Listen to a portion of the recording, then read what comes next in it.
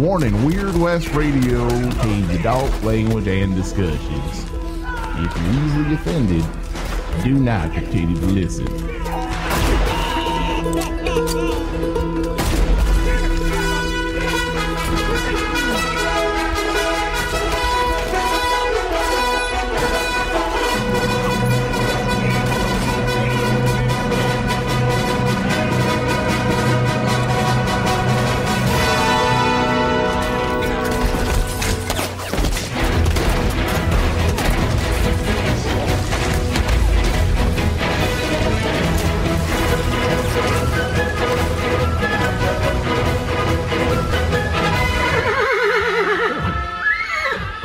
In this world, there's two kinds of people, my friend. Those with loaded guns, and those who dig. You dig.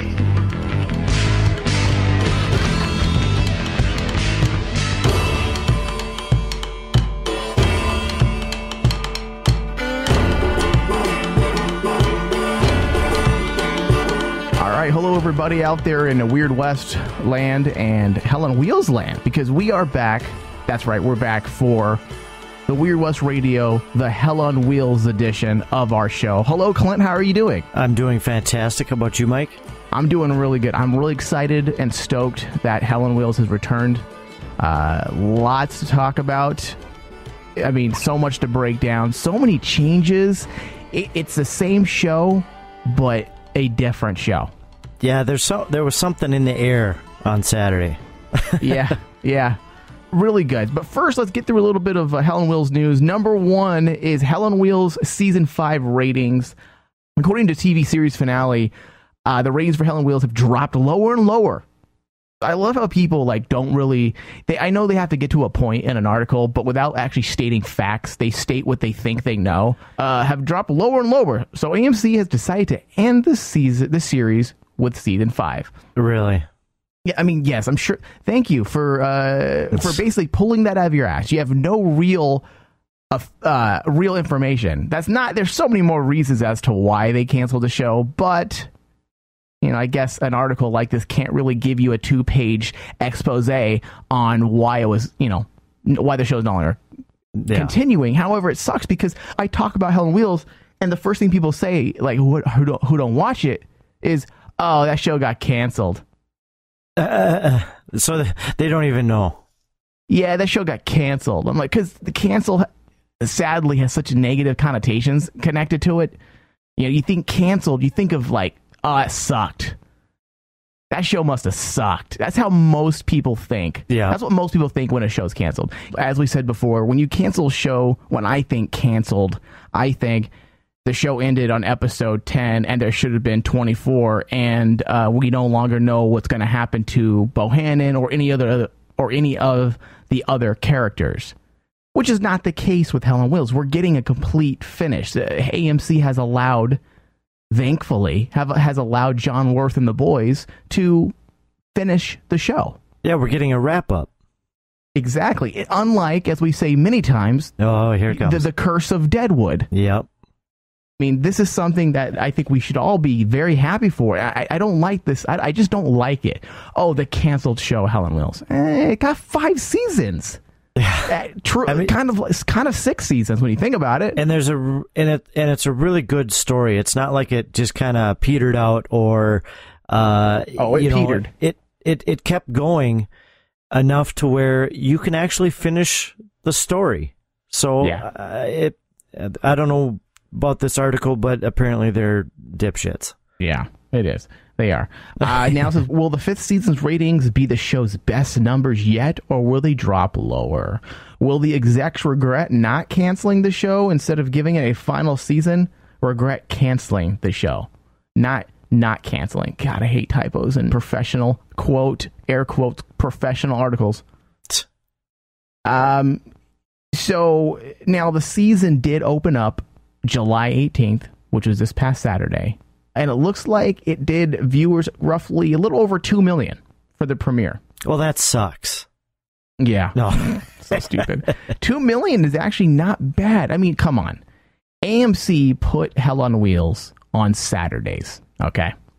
And if you know anything about TV, Friday nights are the worst night for television, followed by Saturdays. Most people are out doing things. Not us. I mean, you took a show that was on Sunday nights, okay, like much of AMC's programming, and they just moved it.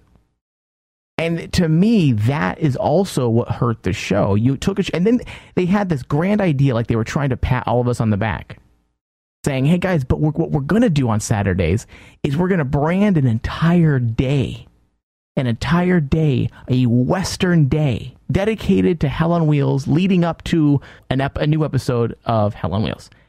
And what happened to that? What happened to the promotions? What happened to the branding? I mean, they still do it, but I mean, where's the marketing? Where's the marketing pushing? Hey, AMC, Saturday Western Saturday at AMC. Mm-hmm. I do more promotion for Weird West Sunday on Rain Man Digital than they do for their Saturday. Western, right? I do agree. I didn't see very much Hell on Wheels stuff going on. Yeah, it's insane. And then they wonder why shows go under. And, yes, we can't cry over spilt milk. The show's been canceled. But at the same time, you're doing it again. You could be taking advantage of the Netflix bump. Season 4 just got released on Netflix. They could have been marketing and pushing that all over AMC, catch up on, whatever. They could have done a marathon. They did do a marathon, but I believe they only did the season 4 marathon AMC. They didn't do the complete, episodes or seasons 1 through 4, which they should have done. You mean like Walking Dead every year? Yeah, every week, you mean? I mean, at least give us the John Worth episodes. Seasons 3, 4, and 5, or 3 and 4 at least. I mean, that would have been cool. The Worth episodes, something worth watching. Like I can already come up with good marketing gimmicks. Yeah, you like that? I can tell you're smiling. Yeah. Well, the thing is that the thing that is kind of really cool about this show, and I think we found out even with the Longmire show, is that these fans are just diehards. I mean, if you go online, you've got diehards on Facebook and Twitter, and they're just like Longmire fans. So, when you go on there, you see the diehard fans, and, the ones who aren't on it, obviously we don't see, but 2 million, that's a good Saturday, I think, a good Saturday night rating. Yeah, so, I mean, that's pretty cool. That's what I'm saying. 2 million isn't that bad for a Saturday night. I mean, that's not including, obviously, they quit counting DVRs after 7 days, so that's not including the DVRs for the next week. Sometimes people don't even realize it's on, but they set their DVR from last year, and it starts recording, and they go back and like, oh, look, Hell on Wheels started. Oh, so they do count the DVRs? They do and they don't. Like, people, there's a bunch of people that want to argue and debate, what you should and shouldn't do and when you should watch it. But when you get an interview with an actor on a TV show that's floundering, the thing they're going to tell you is watch it live, please. Watch it live. That's what helps us. Yes, thank you so much for watching it on demand. We like that as well. But you got to remember, what's going to give the show life is the commercials. Oh, yeah. And that's live. People, let's be honest, people don't watch commercials when it's DVR'd. So you might as well not watch the show, technically, when you think about it. Because even a show like Hell on Wheels, you can't benefit from product placement. There's very little product placement you can truly do in an old Western. It's not exactly, Bohan's not exactly driving the new Nissan 2015. Yeah, it's not like Winchester or Ruger can put their brands out there either. So it's right. Especially in this climate, but... So if you really truly want to help a show, I mean, Twitter's great, but that's awesome. But in the grand scheme of things, it's not helping advertisers. Advertisers, it's all about sales, guys. This world runs by money, and if the advertisers aren't getting the face time they want, this is what happens. Shows get canceled. So it's just nice to know that there's 2 million other people that don't really have anything else to do. I don't feel so silver alone. lining, Clint? Is that the silver lining for you? Yeah, I think it might be. I guess honest. I'm not a loser after all. I'm home Saturday night with my hands on my dick and watching Hell on Wheels. There's 2 million other people out there doing the exact same thing. Yeah, I got my hand on my dick while I'm watching Colin Bohannon. Wait. Well, the explosion was pretty cool. Oh, wow. It was. Not from me, from the show. Did we just turn? Yes.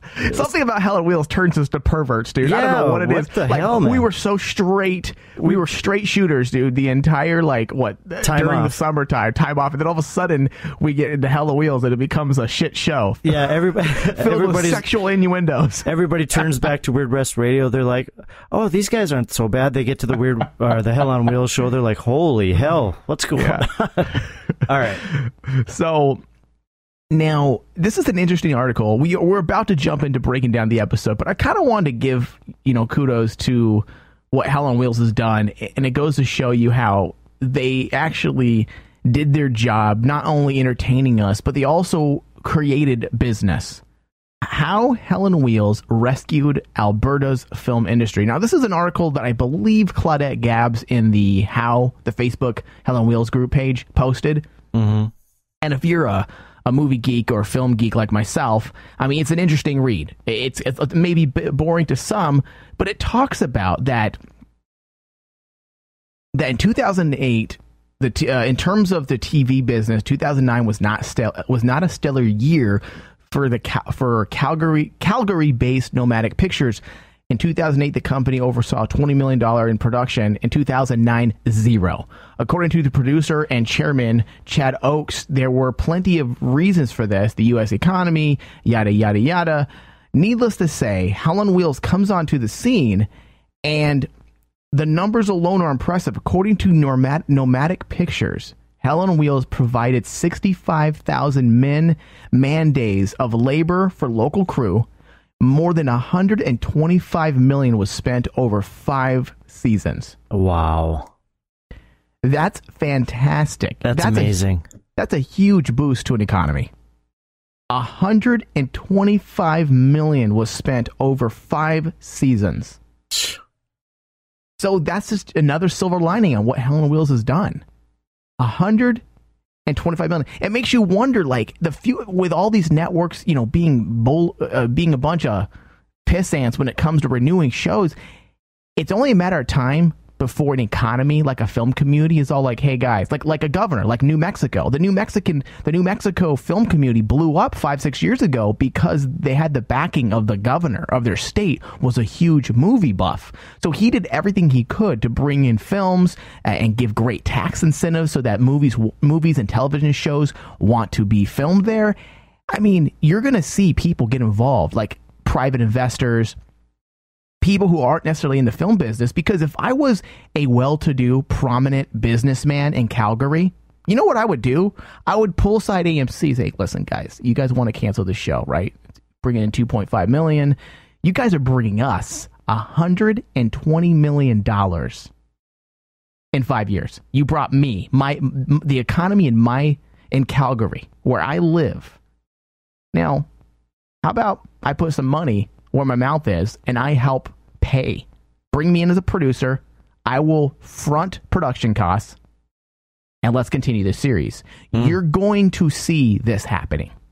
Because when it comes to film and television right now, it's a wild, wild west. Things are changing so fast because of technology and distribution and all the things that are drastically changing within the TV and movie landscape. You're going to see that happening. It's only a matter of time.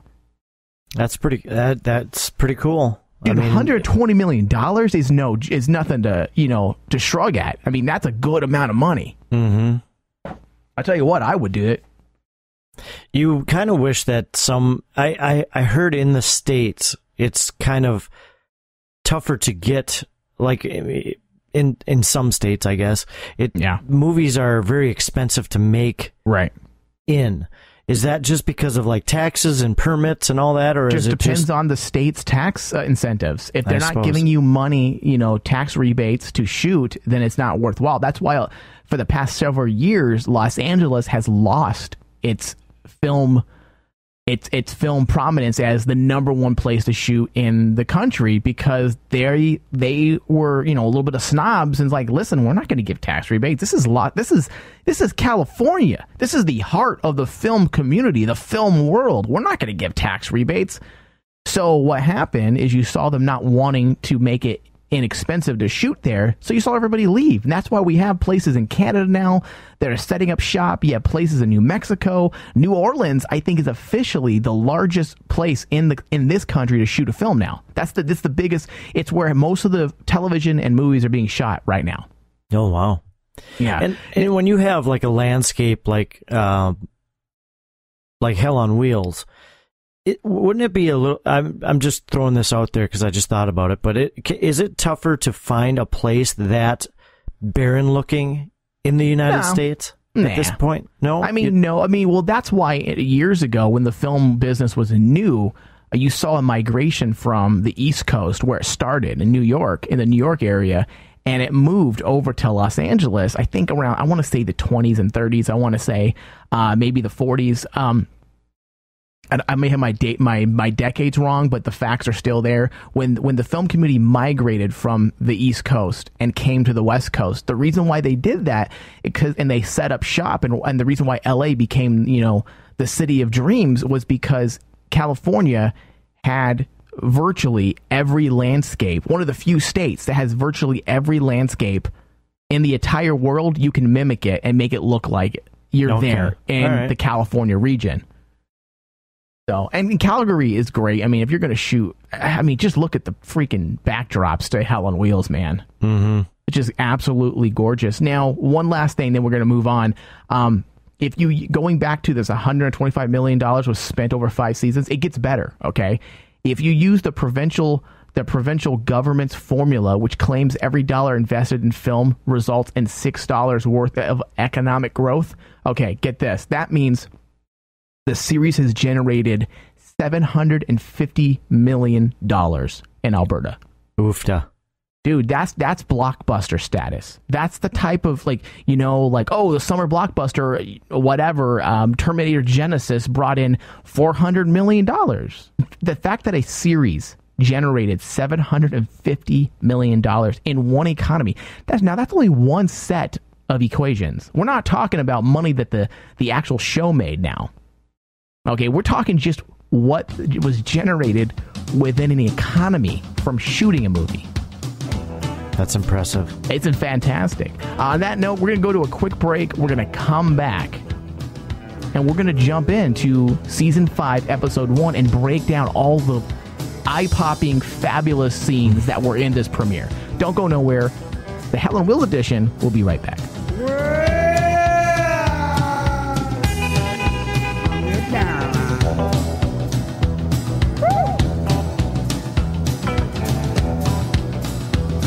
As I sit here today, many miles I am away from the place I rode that pony through the draw.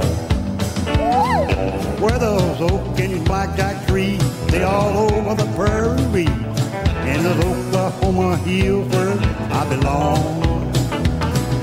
Way down yonder in the Indian Nation, ride this horse on the reservation in Oklahoma hills where we belong.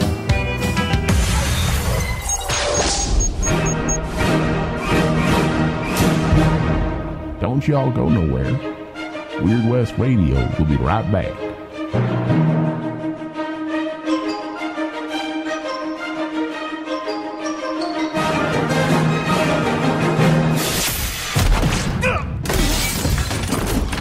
Saturday at 10 a.m., The Rain Man Show is back on Imperial Valley's premier talk radio station, KROP AM 1300. Why are we having a hashtag teaching people to steal things? I don't condone the no flagging challenge, but if you took that flag, the Confederate flag, and you stayed on their lawn for a good 60 to 90 seconds and waved it and say, hey, look, I got your flag, fool. I got your flag. Now that's a challenge I can get behind. The Rain Man Show on KROP AM 1300. The universe of Rain Man never stops. Catch the replay of our current shows on the 24-hour channel. Don't miss the interview with Hell on Wheels producer and showrunner, John Worth. And then you have another show like the Terminator, the Sarah Connor Chronicles, which is another fabulous show. How do you deal with those heartbreaks of, it's got to hurt when a show that you know is good, and I think everybody else knows is good, And they get canceled, like the Terminator series, which I thought was one of the best shows that Fox had on at that time. How do you deal with that? Do you go to a dark place for a while, or have you learned to shrug it off? You know, you do your version of crying, whatever it is. You know, it's beyond making the show itself, which always a challenge. To make anything good is really challenging, and in that case, it was a network show produced by Warner Brothers, and that is really that's factory television you're talking about. Yeah. Josh and I put together that writing staff. No one believed in the writing staff at all. Wow. In fact, one of the executives over there called me up, and he had the list of writers that I wanted to hire, and he said, "So these are the writers you want to put on this show?" And I said, "Yeah." And he said, "Talk about the gang who couldn't write straight." Oh. Jeez. Like, okay. Oh, my God. But then you look at the people on that staff and what they've gone on to do. Zach and Ash are probably the biggest genre feature writers in the business right now. Yeah. Ian Goldberg is tearing it up at Netflix. Natalie Chaidez is running 2 shows over at Sci-Fi Channel. Wow. Josh, myself, Dan Thompson is working on Westworld at HBO, and Tony Graffia is doing Outlander. So, every single person on that show, has blown up. Yeah. Well, it shows, at least that gives you a little bit, like, hey, listen, obviously we were doing something right, guys. Go to RainManWasHere.com and catch up on the shows.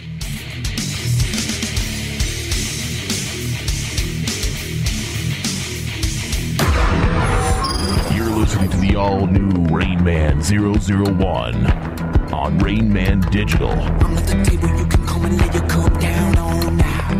I'm not the shoulder for a bag, don't want to carry your heavy load. I'm not the road that you take. All right, hello everybody, we are back. This is Weird West Radio, the Hell on Wheels edition on Rain Man Digital. If you ever miss any part of this broadcast, if you're listening on our Rain Man channel 001 during Weird West Sunday, you can always find this show on demand via Stitcher and iTunes. Just search Weird West Radio and it'll pop up, including the Hell on Wheels edition. Also, you can find us on our website, rainmanwashere.com/weirdwestradio/Hell on Wheels. That's the place you want to bookmark. Bookmark that page, and you can find all of our upcoming discussions on this season.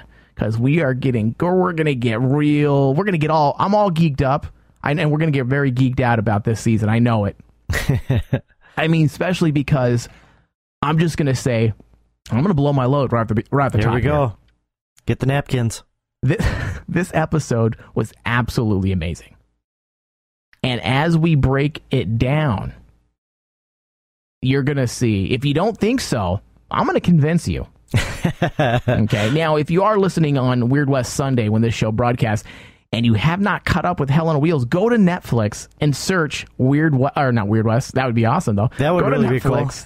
And search Hell on Wheels and catch up. They have all the seasons there, 1 through 4. Season 4 was just released.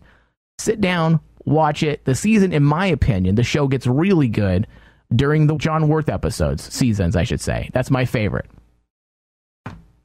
So do yourself a favor and do that. All right, so let's start with this brief synopsis here. Colin Bohannon begins work in California, building east with the Central Pacific. Word on Colin's family comes in from Salt Lake City. Now, I gathered that only a month has passed since the ending of the season last year, correct? You are correct. Okay. Now, a month has gone by. Colin is working. He's put the word out that he's looking for his family, which obviously ends up leading to some very sad information. We find that his wife has been excommunicated or banished from all Mormon encampments, all Mormon establishments. They don't know where she's at. I have a feeling, though, that Swede might. Oh. I have a feeling that he might be involved in that somehow. Who knows? Nice. Now, the episode opens up in such a stellar way. It opens up with kind of Bohannon, and I was shocked. I was surprised for a moment. It opened up with Bohannon happy, looking good, dressed nice, on the beach with a beautiful shot of the ocean.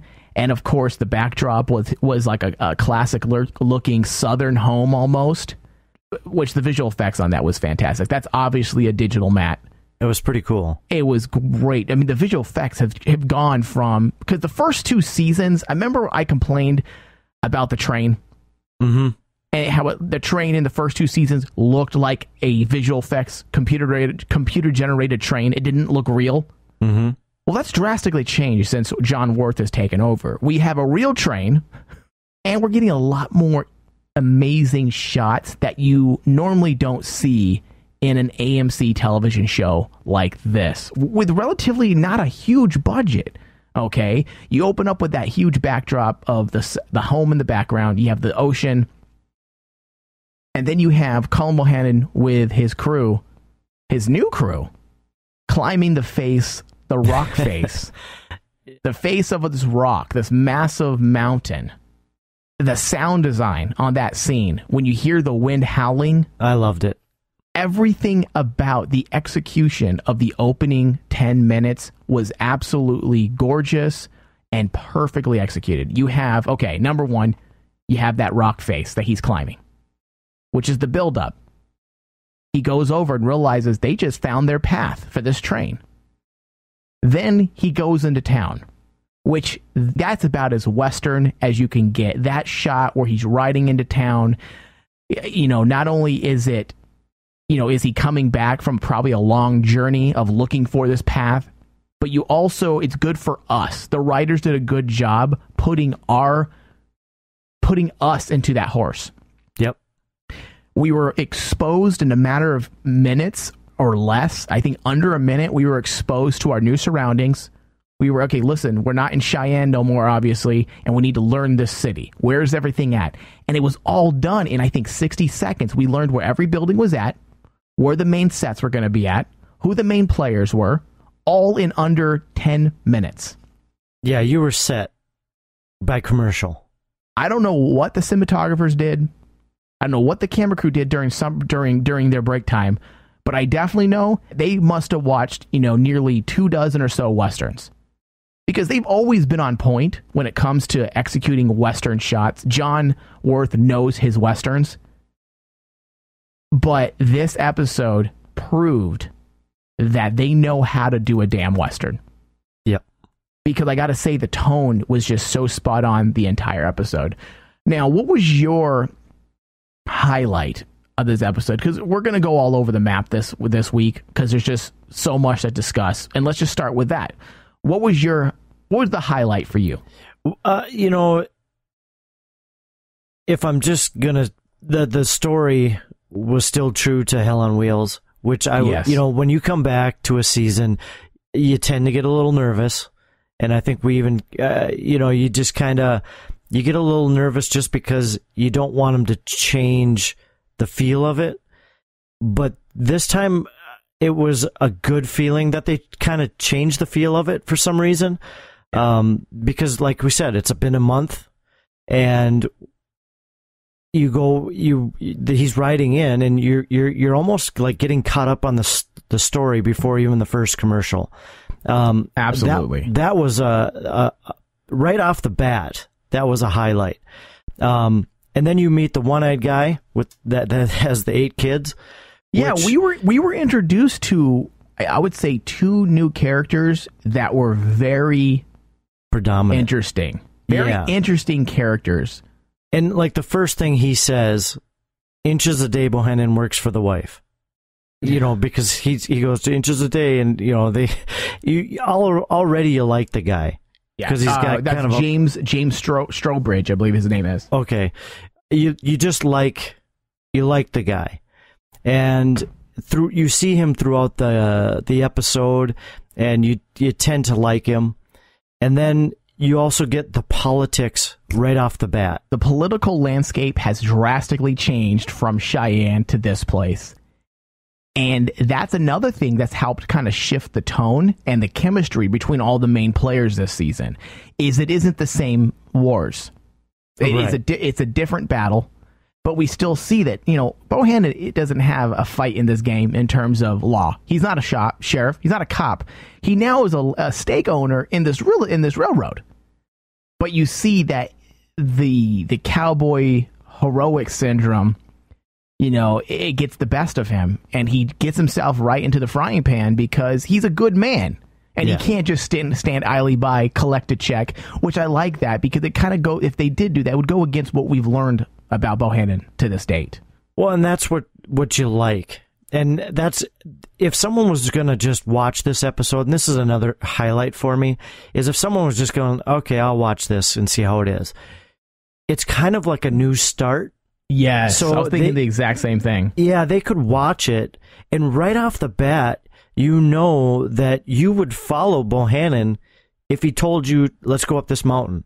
All right, to the end of the world. I'll follow you to the end of the world, Bohannon. Yeah. So you kind of get that feeling like he's a working man. He leads by example, and he's fair. He tries to be as fair as he possibly can. He's fair and balanced, like Fox News. Oh, wow. And so, when you get that, and then you run into Chang, is that? Yeah. Then you see he's trying to help the workers, but there's Played a whole by Byron Mann. By Byron Mann. There's a whole different culture with that we're gonna experience too. So that's something that I thought was a great touch, because the Chinese culture is just as much a part of the West as the cowboy. Even though I love the other seasons, this felt more Western to me in terms of even just all the tones and the chemistry combined with the soundtrack. Everything just felt right. It fit. And having the Chinese have such a strong prominence felt true to what we know of the Old West. And it shows, Chang, we learn a little bit of history about him and the Chinese government at this time, and why. In fact, a lot of people don't realize, why there were so many Chinese immigrants that came over during that time. Mm-hmm. And in just a matter of few words, you find out pretty much why so many Chinese immigrants found themselves out here. They were fleeing post-war. They were fleeing a very tyrannical government. They were also being taken advantage of by, I guess, their superiors like Chang, which was very prominent in the Old West. Sadly, it really made it feel like the old Westerns that we were used to, and like I said, the politics of it between him and I forgot the other guy's name, but you see that Bohannon is still a player in it, but yet he's got two other sides here. Yeah, he's got the railroad, and then he's got Chang, and on this one anyway, he has to kind of waver on both sides to kind of keep the peace. Yeah, and I did like the Collis and Chang and Bohannon triangle there, the politics, and how they played off each other. Chang works for Collis. Yeah. However, Chang can manipulate and blackmail and make things unsettling and not run smooth for the railroad. And in the grand scheme of things, that's what all they need. Chang has them, over a cliff. Yeah. And for lack of better words, because Collis knows that he needs those people, and Collis knows that Chang can easily make it very tough for them to get their job done. And we find out that over the course of the month, their railroad has fallen behind, because weren't they ahead at one point? I thought so. That's what I heard. So we find out they have fallen behind, and I think that month, over the past 4 weeks, that of the time jump, I think that's why they fell behind. They didn't have a path to go through, and that's what Bohannon was doing. He was looking for that path, and now they're getting ready to get back on track. Yep. So, yeah, the politics between Chang, Collis, and Bohannon were just absolutely on point. Great writing. Talk about just fantastic tension that was built. You really had no idea what was really going to happen. At some points, I thought Chang was going to kill Collis. you know, and I just love how Cullis puts him back in his place when he said, "Hey, get my jacket." Yeah. You know, it's just I love seeing this type of stuff on screen. This is what makes drama. You know, these types of things, how they're unfolding on the screen in front of us. And I loved right after that scene, you go into the saloon where they're playing cards, and he throws down that bag of pay. You know, he had that I think it was the the money that Bohannon gave to him to give to his workers, and he throws it down to play. And I thought that was a cool scene through the whole thing. Yeah, it was really good. Well, especially the shots going from the poker game, because he was playing poker, he was gambling, but he wasn't playing their game. Yeah. And the fact we saw, you know, between the intercuts, we saw them going from the poker table to him taunting Bohannon to seeing them go after Tao? Is that how you say his name? I think so. Going after Tao and kind of punishing him because of opening his mouth, trying to kind of silence people before they keep spilling the beans. And obviously you gotta, when you're a person like Chang trying to keep these immigrants in line, you want to keep your thumb on them. What better way to prove your authority and power and to keep your mouth shut is by beating up the one who, you know, supposedly opened his mouth. It reminded me of The Godfather. Yeah, it felt like a gangster scene where everything's going down while they're discussing, and there's more going on between their discussion than actually what their words aren't meant to what they're actually saying as to what's actually happening. Yeah, and then Bohannon just kind of realizes something's not right. Yeah, you know, he's like, I know there's something going on here, and then he hears the scuffle outside.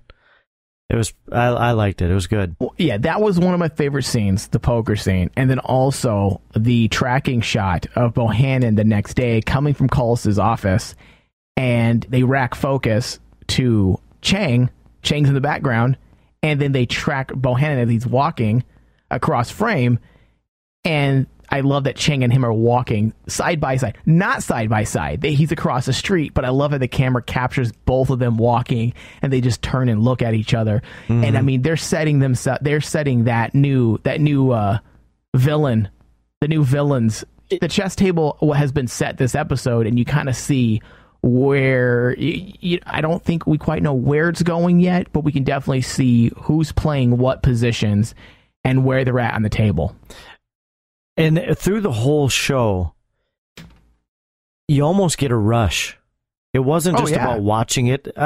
This is probably the geek out part, but when I watched this episode, this is the first time I was like at the edge of my seat. I shouldn't say first time, but it just kind of was like, I can't wait for more. And then the Swede shows up.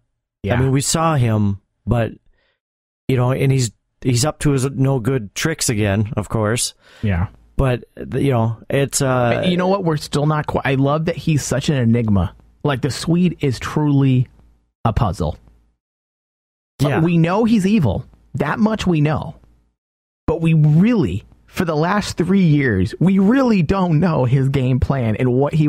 Because he's such a dynamic character. He is so good. And... the way Christopher Heyerdahl plays him is just so good. And the direction they've taken this character, I never expected them to go. And I think that's the genius behind this character and what John Worth has done with him now, moving on to, the third season now, working with him.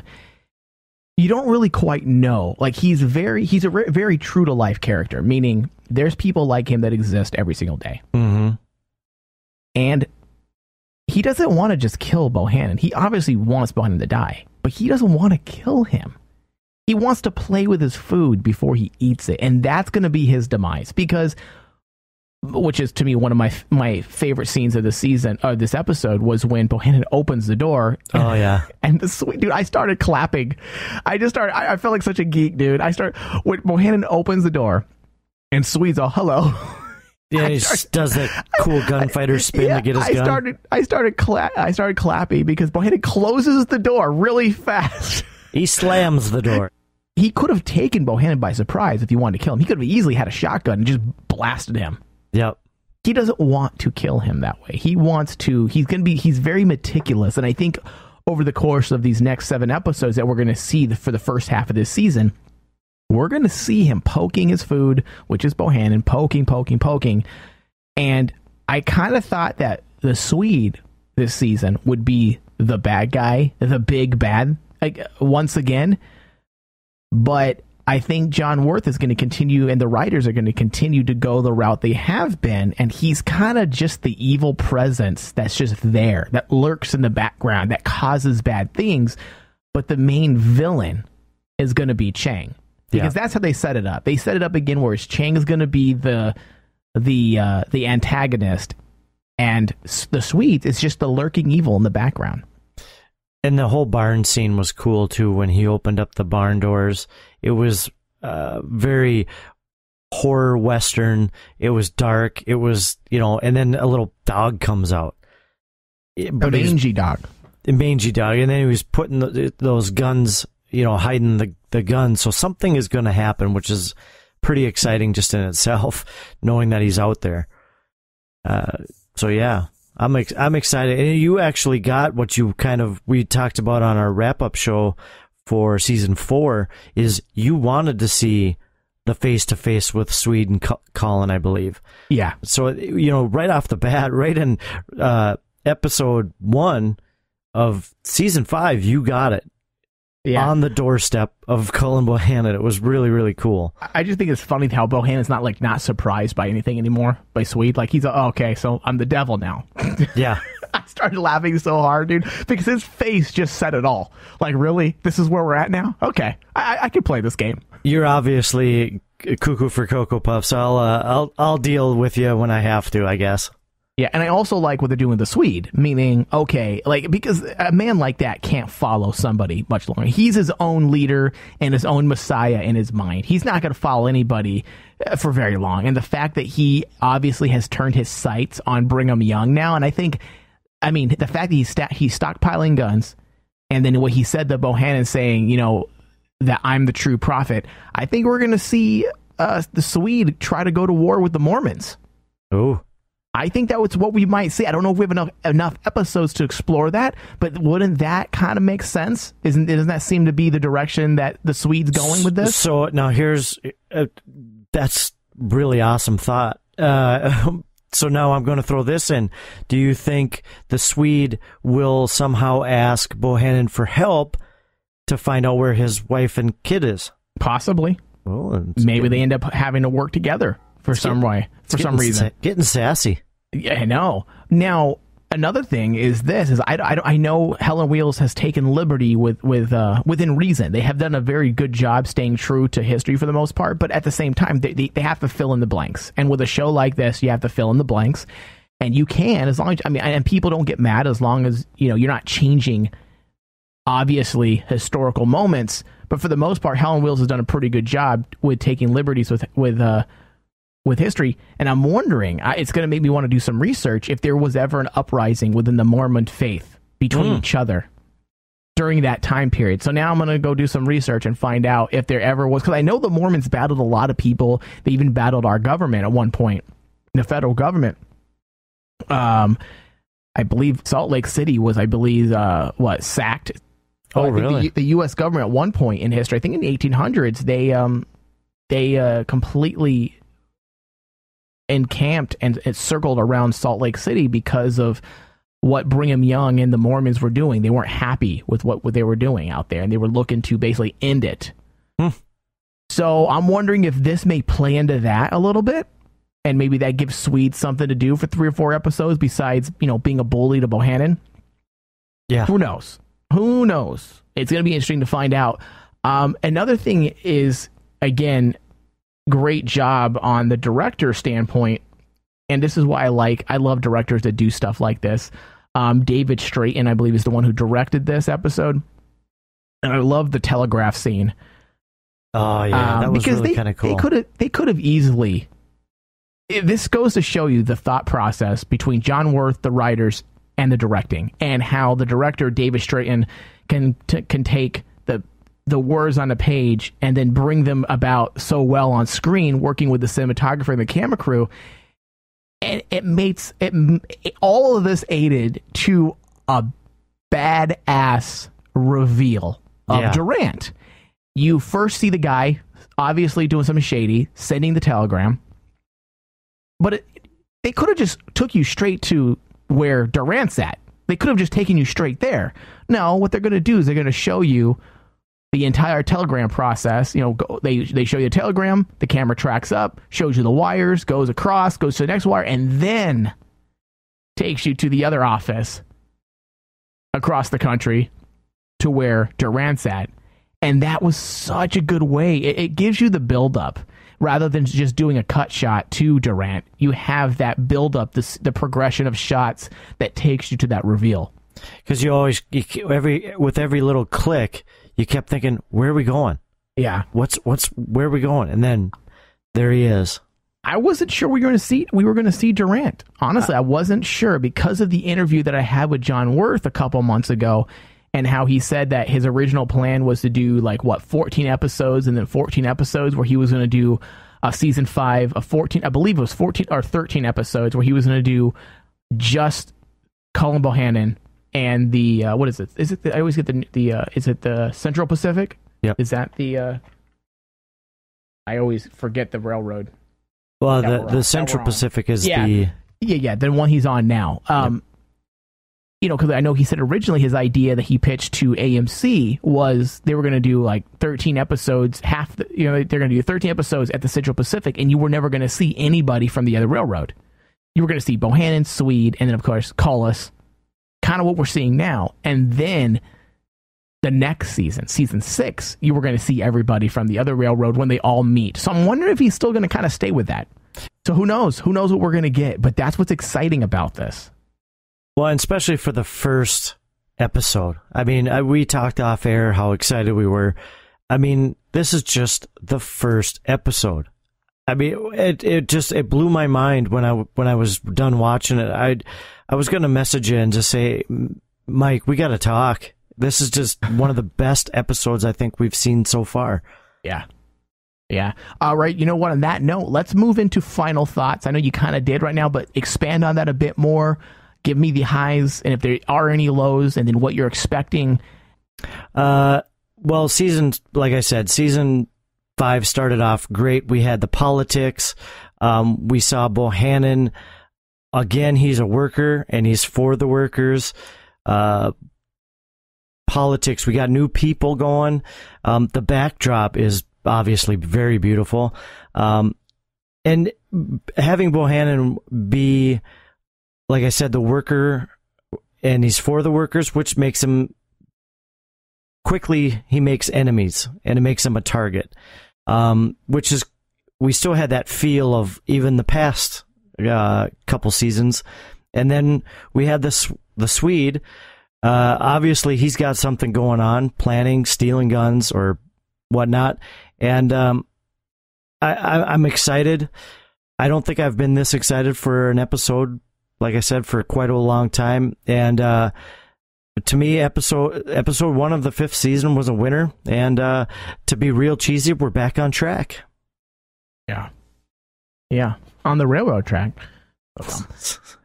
You know what? I'm going to have to agree with mostly everything you've said. I know we don't see eye to eye all the time on episodes and also movies that we discuss, but I have to say, first off, that I really think that if John Wirth came in and he was the original showrunner of this show, the show wouldn't be ending right now.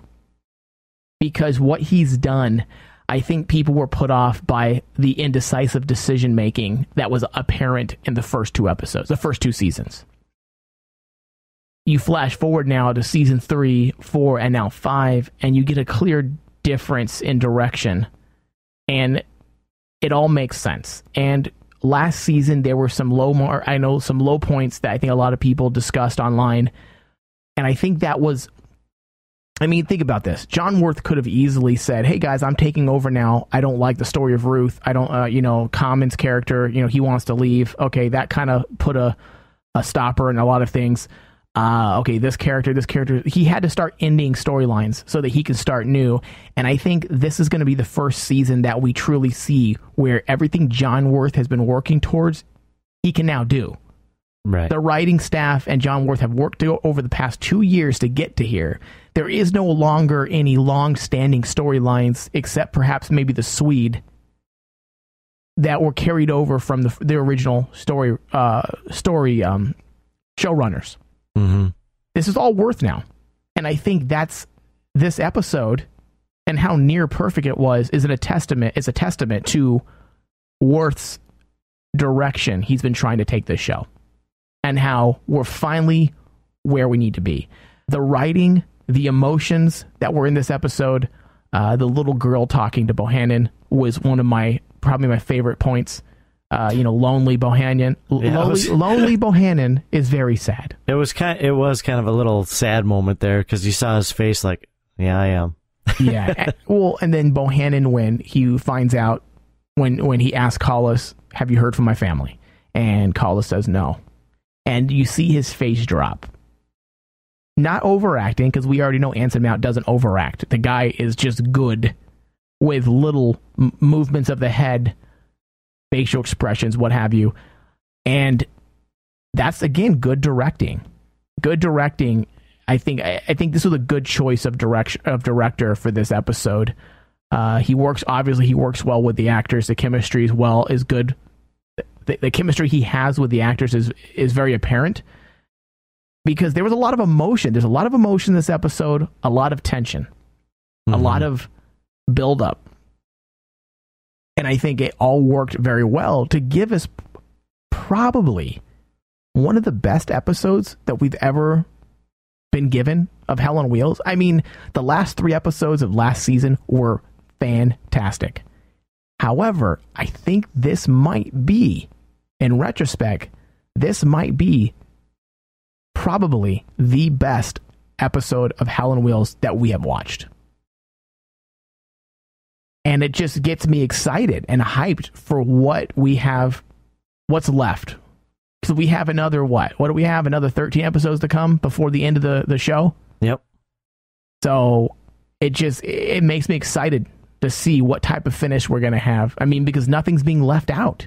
We have gunslinging, we have tension, we have suspense, we have emotion. So, I mean, everything's working together. All the parts are there. All the parts are moving in sync together. And now we're all connected and ready to see a good, strong finish. So I'm going to give this episode an A+. Nice. I'm going to give it 8 shots of whiskey. Just getting blitzed. That's not even a thing, but I'm going to do it. You know what? Thank you, everybody, for listening to this week's show. I know we kind of fanboyed a little bit over this episode, but I think rightfully so. I do. When I was taking notes, I was looking for some negativity to write because I like to be balanced, but I just don't see it. There was nothing bad in this episode. There was no low points. The pacing, everything was just well done. I have one. Really? I have 2. Oh, I have one too, actually. I have commercials, and it wasn't an hour more. So stupid. I have 1. There was no Eva. Yeah, well, I wasn't gonna say that, but because when she shows up, it's all it's gonna be is us going. So stupid. Yeah, I like her. She's tattooed. Yeah. Well, she can. Yeah, whatever. Yeah. Anyways, thank you everybody for listening to this week's edition of the Hell on Wheels edition. This week's show of Weird West Radio, the Hell on Wheels edition. We will be back next week, and every week that there's a show, that there's a Hell on Wheels show. Our shows do come out the Friday before. So if you're a new listener, we put these shows out the Friday before Saturday, so that we can kind of be almost like a pre-show, almost kind of remind you a little bit of what happened the previous week, and to get you ready and excited for the upcoming episode. So thanks again for listening, and we'll be back next week.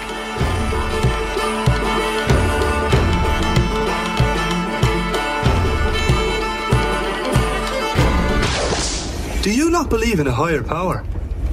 Yes, sir. Wear it on my hip. Ho!